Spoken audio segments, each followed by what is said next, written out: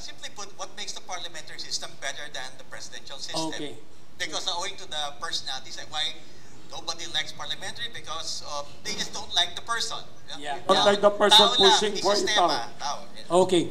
So why is a parliamentary system better? Because unlike the presidential system, which is a very personality-oriented system, when you campaign in a presidential system, particularly when you are running for president, you will hear people not say the word we. People who are candidates, they will say I plan to do this, I plan to do that. You don't hear them say we because they don't talk about their parties, they talk about themselves. But in a parliamentary system, it's basically it's a party-based system, and every person is actually not indispensable. Even the leader of the party can be changed anytime. So they always talk in a collective, collegial way. They say we plan to do this, our party plans to do this. Hindi sila ganyan magsalita na ako, hindi. And so there is more of a better party system dynamics. May platform. May platform-based. They differentiate each other. Yung mga parties, pag may general election, they will say, mas magaling kami dyan kasi ito ang mga gusto naming gawin. Hindi na uubos ang members ng party ito every term. Hindi mangyayari yan. Nangyayari yan dahil meron tayong presidential system na nakaseparate ang president from the executive from the legislature, which is a totally separate body. And then we created, in the Philippines, we created the Countrywide Development Fund, which later became the PDAF. We created that as a stopgap measure. Which is pork barrel. The pork barrel. We created that system to prevent gridlock from happening during the time of Cory Aquino. Because during that time, ang daming bangayan ng executive at saka legislative. At dahil doon, nagkakaroon tayo ng mga coup. So they decided, ayusin natin to, gawan natin ng legal na paraan para mabili natin ang loyalty ng lehislatura. Ayan, meron tayong pera para maakit natin sila on our side, para mag-agree sila sa mga proyekto ng executive. Na-mention yung mga coup. So pag parliamentary tayo, chances of an EDSA will be less. Yes, so number one, according to the work of Dr. Juan Lintz, no? The late Dr. Juan Lintz, he actually showed that there's more breakdowns in the democratic process in presidential systems than in parliamentary systems. So in parliamentary systems, there is a mechanism for getting rid of a leader who has lost confidence, who's not doing the right thing, parang ganun, nagkakaroon ng bangayan all the time. Okay, hindi na to gumagana, sige, alisin na lang natin siya. But in a presidential system, walang ganyan. You're stuck with this person. So ang nangyayari, nagkakaroon ng impetus yung outside forces na mag-set up ng coup d'etat. O destabilization. Yes. That's why you end up having more coup d'etats in presidential systems than in parliamentary systems. Kaya pala ang maraming mga banana republic, puro presidential system. Yung mga Latin Sa America. Latin America. Actually, pag pinag-uusapan yung charter change, nalulungkot ako eh. Paki-mention bakit nalulungkot? 1998, naging bahagi ako ng pirma. Wow, 1998 pa 2005, na-appoint ako commissioner sa Consultative Commission on Charter Change. Kaya may hinanda kami buong constitution. Naka-ready na yun. So, anong reason ba't puro na pa-block itong good ideas? Dalawang pinakamalakas na point of resistance, yung Catholic Church. Hindi ko alam kung bakit. Catholic Church? Natatakot silang ma-enact yung divorce law. Yun ang takot nila, divorce law. By the way, we are the only country in the world na walang divorce law. Even Italy meron. Grabe. Saka yung Senado, tingin nila any charter change will threaten their existence. Wow. Yun ang dahilan. So anong reaction, any comment or any question you'd like to give Professor Alex Magno? Actually, under the present setup, yes, inevitably, yes, we will be moving more and more towards money politics. Ay, grabe, walang political party system. Walang political party, yes. Tapos, il-automate na natin, so wala na yung dagdag bawas. Ay, lagot. Consequence nun, mahal na po ang buying ngayon, 15,000 na sa probinsya. Wow, narinig mo? Yeah. Vote buying will be very expensive na. Money politics na. So, para palubog tayo na palubog dito kung Ay, yung election dependent sa money politics, Yes. therefore, yung policies yes. corrupt. Dahil Tama. mabawi. Kailangan bawiin. So the more dependent on money politics, the more corrupt the policies will be. Wow, galing ng analysis. So tama, there's a big problem. I mean, that's what will happen. Yes. Kung hindi natin baguhin yung sistema, yun talaga yung It will be trajectory worsen natin. and worsen. Yun yung trajectory natin. So, Wow, thank you, Professor. Ang galing.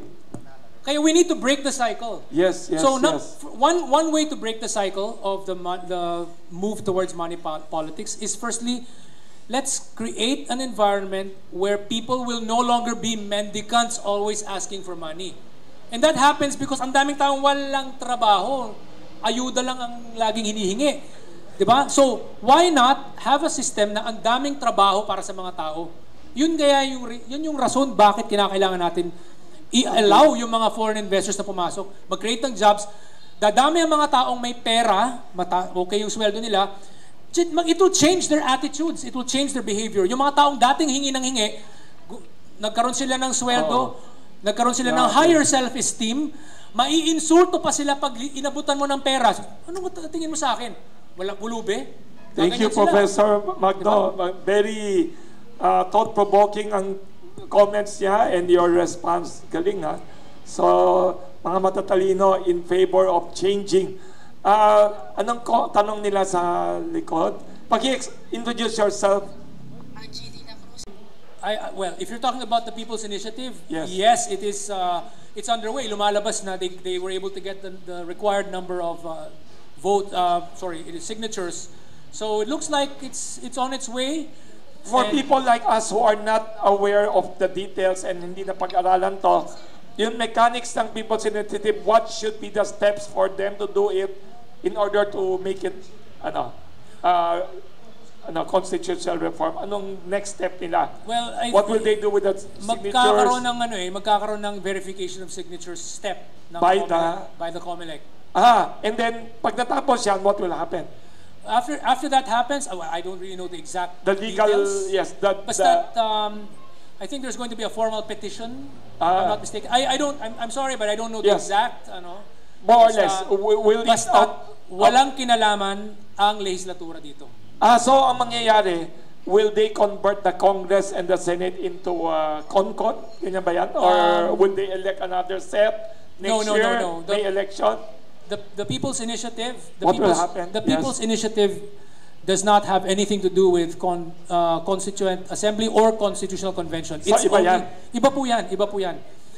All that this particular People's Yes. Initiative is saying is, kung maipasa natin to, Kung napasa na, with the we will required have, with the required signatures. number of signatures, then ang gusto natin mangyari is mabago yung clause na ito na nagsasabi na Pwede na nila gawin. The lower house, upper house? or Not yet, both? not yet. Kasi kinakailangan pa na magkaroon ng plebisito. So may On plebisito what topic? On what question? On that text. The change of the text. The proposed text is we will replace yung nakasulat doon sa Article 17 Yes. na sinasabing 3/4 vote of Congress. No, the Congress with a 3/4 vote shall convene, ganyan. Yes.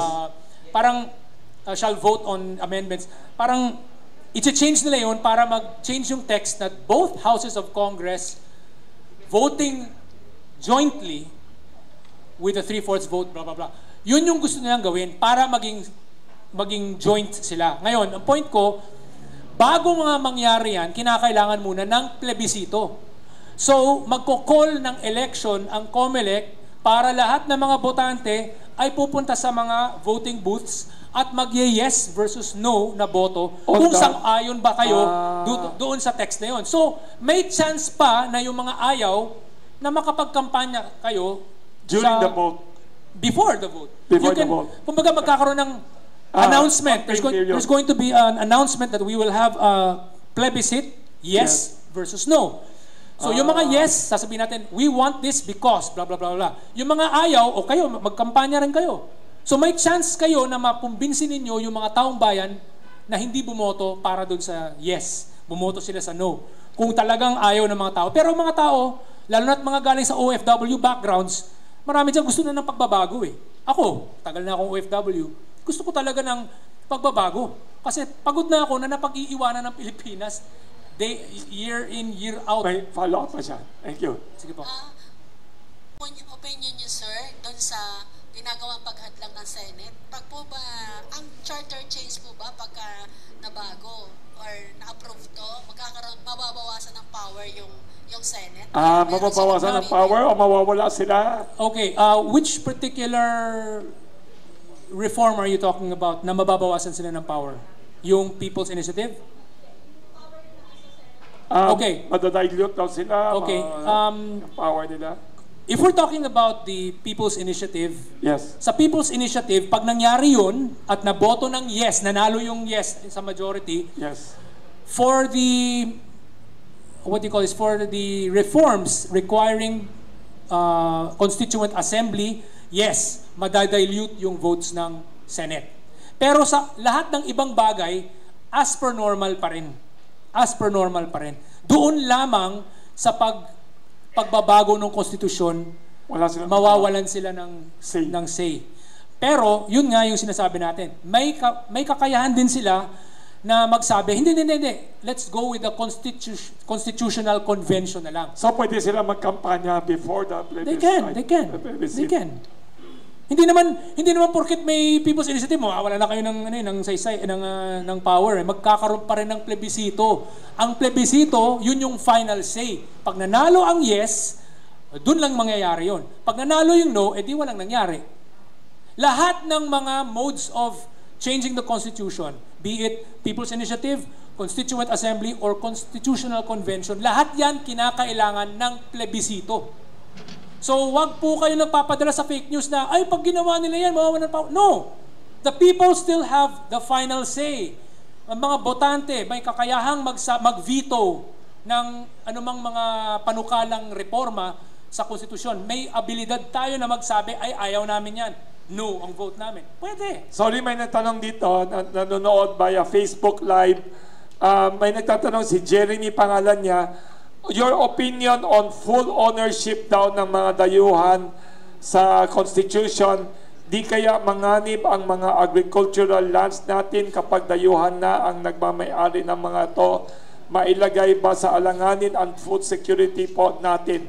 Jeremy, may tanong siya. Okay, magandang question yan. Unang-una, Yes. madalas nangyayari pag pinag-uusapan yung allowing foreign direct investors to come into the Philippines, laging kino-confuse ng mga taong kontra sa reforma, nasasabihin nila, ay, yung lupa, maapektuhan, hindi naman natin pinag-uusapan ng lupa. Ang pinag-uusapan natin ay negosyo. Iba po ang negosyo sa lupa. Hindi po pareho ang lupa at negosyo. Pag sinabi natin, we want foreign investors to come in and set up businesses, hindi naman pareho yan sa we want them to come here and own land. Magkaibang usapan po yan. So, be sure to separate the two situations. Owning businesses is different from owning land. Ngayon, even if we allow land ownership by foreigners, we can always create safeguarding legislation that will prevent ownership of land by undesirable people. We can also set up limits to how big their land acquisitions can be. We can learn from countries like Malaysia who do allow foreigners to own land. However, meron silang special safeguards sa Malaysia.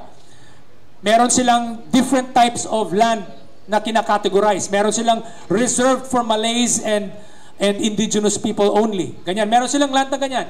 And then other land na pwede. So yung mga foreigner, hindi pwedeng maging may-ari ng lupa na considered only reserved for Malays and indigenous people. Even Vietnam and China, may mga... They have that too, yes.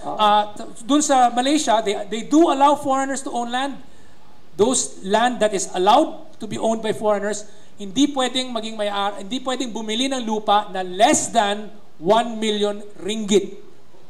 Dito sa Pilipinas, kung mag-allow tayo ng foreign ownership of land, pwede tayong gumawa ng special law na sinasabi, pwede kang, as a foreigner, you can own land kung ang asawa mo ay Pilipina. Number one, we can do that. Tapos ito ang size na pwede. May size. Anything bigger than that, sorry, hindi pwede. We can do that also na foreigner ka, tapos yung anak mo ay Filipino citizen. So meron kang anak, siguro nabiyudo, tapos yung Pilipinang babae siguro yun, wala na. Pero may anak siya na Pilipino, pwede. We can make laws like that. We can also make laws that say we can be flexible and create legislation that will safeguard the rights of Filipinos para hindi kahit sinong Tom, Dick, and Harry dyan na foreigner ay magiging may-ari ng maraming lupain. Pwede tayong gumawa ng limits. Pwede tayong magsabi hanggang residential area lang na size of a mansion. Yun lang. Hindi pwedeng asyenda. Hindi pwede. Pwede tayong gumawa ng ganyang klaseng batas. Hindi porket mag-aalaw tayo ng land, ang buong Pilipinas ay magiging pagmamayari ng mga dayuhan. Hindi po nangyayari yan. Pwede tayong gumawa ng safeguards. May tanong pa dito, sorry. May nagtanong dito, nanonood. Should that constitutional change be wholesale or piecemeal? Anong opinion mo daw? Isa-isa bang maliliit o buong constitution ng big change? If you ask me, I would prefer a total overhaul of the... that's my preference. No? A total overhaul of the 1987 Constitution because it is... Kumbaga kung sa programming pa yan ng operating system, it's very buggy. It's very buggy. Ang daming bugs. Yung makiklik ka hindi gumana. O nag-click ka dito, naghang. Ganyan. Yun nangyayari sa... Total upgrade ang gusto mo. Total replacement. Total replacement. Kasi minadali nga mali yung pagkagawa. Bakit minamadali? 4 months? Well, Tita Cory did not want to be in this revolutionary government situation for a long time. So, sinabihan niya na, hoy, bilisan nyo para hindi tayo na maakusa na nandito tayo sa parang dictatorial style. So, bilisan nyo. Dun sa pagmamadali, yung tawag nito, yung Article 17, hindi na upgrade. Alam niyo ba yung kwento? Bakit nagka-problema yung Article 17? Ano yung Article 17? Article 17 is the part which talks about how to amend the Constitution. Ang Article 17, nakasulat doon ay Congress. Hindi niya sinasabing both houses of Congress. It only says Congress. As if Congress is a single entity. Okay? Bakit? Kasi nung ginawa yung original draft ng 1987 Constitution, originally gusto nila ng unicameral legislature. Hindi yung dalawa. Hindi dalawa. Gusto nila talaga originally isa lang. Kamara lang. Tapos at the last minute, may isang nagsabi, hindi, mas maganda yata meron tayong Senado. So, gawa tayo ng Senado. Tapos at the last minute, nagmadali sila na in-update nila yung mga clauses on structure, pero nakalimutan nilang baguhin yung clauses ng Article 17. Kaya yung ambiguity ng Article 17 ay nandyan pa rin. So nakasulat dyan, Congress may with a 3/4 vote. Hindi sinabing both houses of Congress. If you compare the US Constitution, it says both houses of Congress. But if you look at the Philippine Constitution of 1987, it only says Congress. So, as if, isa lang house yan? Ganon. May appeal ka ba to the senators now what they should be reacting or doing to these people's initiative? Curious, may nagtanong dito. Mga mahal na senador, parang awa nyo na sa aming mga OFW, sa aming mga ordinaryong Pilipino. Baguhin na po natin ang saligang batas. Please, wag po kayong humarang, wag po kayong maging sagabal sa pagbabago at pag-update at pag-upgrade or pag-replace ng palpak na sistema natin. Kasi kita naman po natin ang resulta ng Pilipinas dahil sa sistema nating palpak. Baguhin na po natin. Please lang, coming from an OFW IT professional na galing sa Singapore. Yun po. May nagtanong pa dito, may nagtanong pa dito. What is your reading of the President Bongbong Marcos stance on this issue? Hindi pa siya masyadong vocal about this, o mayroon na? Well, so may comments pa siya? Will he have a role May role ba siya He dito? does not have a role to play, but Legally not. I know that there was a recent statement made where he said, kailangan na natin baguhin at least man lang yung economic restrictions tanggalin, or at least man lang i-soften or i-loosen. So I think that's a good sign. It's a good sign that, you know, magkakaroon ng pagbabago dito kasi it looks like the president himself now thinks na, I think it's now time to fix it. Yes, ma'am. Yes. Dagdag ko lang po, Yes. may bilang po ba yung People's Initiative para ma-declare ng COMELEC Yung 12% pag na umabot dun sa 12%, Automatic na yun. yun, automatic na yun. So ngayon, titingnan kung ano ba to, totoo ba to, baka finorge lang, ano ba to, ganyan. I-verify. I-verify yung mga signatures. May nagtanong dito, may nagtanong dito sa niya, nung panahon ni Noynoy Aquino as president daw, si Senate President Juan Ponce Enrile was for charter change of the provisions. Even the president of the Liberal Party, Yes. Speaker Sonny Belmonte, Yes. told me personally he was for it. What happened? And they both, What happened? the Senate President Enrile at the time And and Speaker Speaker Belmonte both went to Times Street to visit him personally. What happened?